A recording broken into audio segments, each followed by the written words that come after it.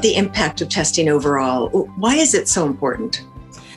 So as we've moved from a disease that was really only treated with chemoimmunotherapy to one that has targeted drugs available, knowing your IGHV mutational status really impacts what your frontline treatment options are. That's the major, therapy defining risk factor.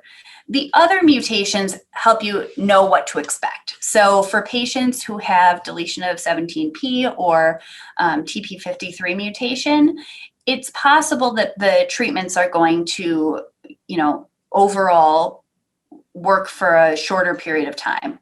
All that being said, every person is an individual, and it's hard to predict exactly how long someone's going to respond from an individual basis. So what I tell my patients is I could tell you what 100 of people with exactly your same disease would do on average, but I can't tell you exactly what's going to happen for you. And that's a journey that we're going to take together and really understand over time. Right. These are really great points, Dr. Roeker. Now, we've talked about this a little bit. What are other important factors to consider, like a patient's age, that can help them access the best treatment for their CLL?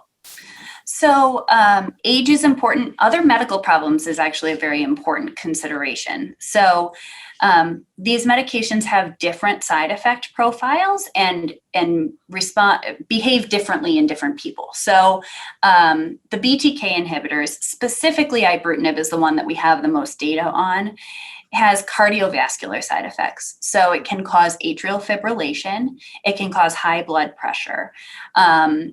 So for patients who have pre-existing heart disease or pre-existing atrial fibrillation that has been hard to control, or blood pressure that has been hard to control, for those people, I think adding in a BTK inhibitor can be, a bit more of a higher risk situation than in somebody without those pre-existing problems.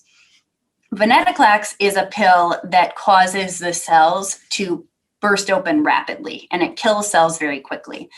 Because of that, this major side effect is called tumor lysis syndrome.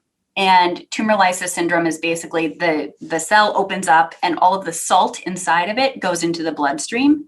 And that salt can actually be really hard on the kidneys.